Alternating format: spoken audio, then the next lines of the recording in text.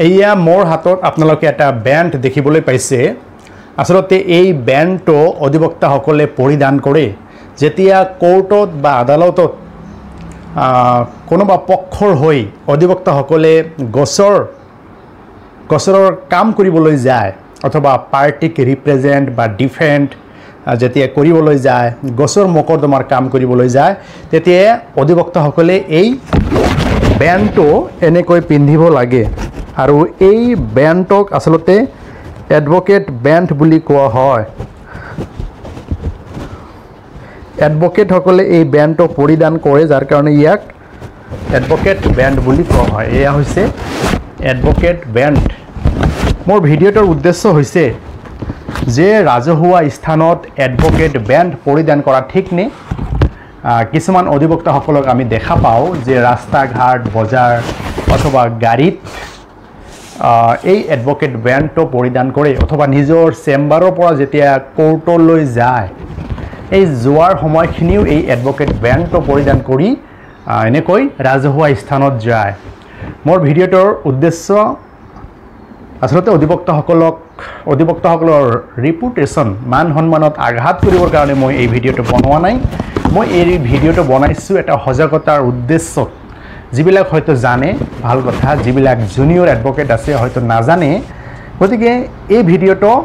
সেই জুনিয়ৰ এডভোকেটসকলৰ কাৰণে বনাইছোঁ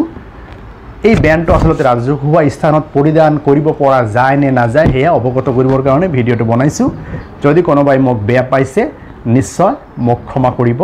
আৰু ক্ষমাৰ দৃষ্টিৰে মোক চাব আপোনালোকৰ ৰিপুটেশ্যনত আঘাত কৰিবৰ কাৰণে মই এই ভিডিঅ'টো বনোৱা নাই তো আৰম্ভ কৰিছোঁ প্ৰশ্ন ৰাজহুৱা স্থানত এডভোকেট বেণ্ড পৰিধান কৰা ঠিক নে ইয়াৰ উত্তৰটো হ'ব কিছুমান অধিবক্তা কোৰ্টৰ বাহিৰত বা ৰাজহুৱা স্থানত এডভোকেট বেণ্ড পৰিধান কৰি ঘূৰি ফুৰা দেখা যায় এইটো মুঠেই ঠিক নহয় কাৰণ বাৰ কাউন্সিল অফ ইণ্ডিয়াৰ ৰুলছৰ মতে ৰাজহুৱা স্থানত এডভোকেট বেণ্ড আৰু এডভোকেট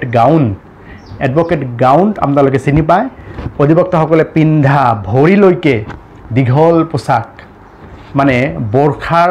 নিচিনা একেবাৰে দীঘল কলা ৰঙৰ একদম ওপৰৰ পৰা আৰম্ভ কৰি ভৰিলৈকে যে পিন্ধে এইটো হ'ল কি এডভোকেট গাউন গতিকে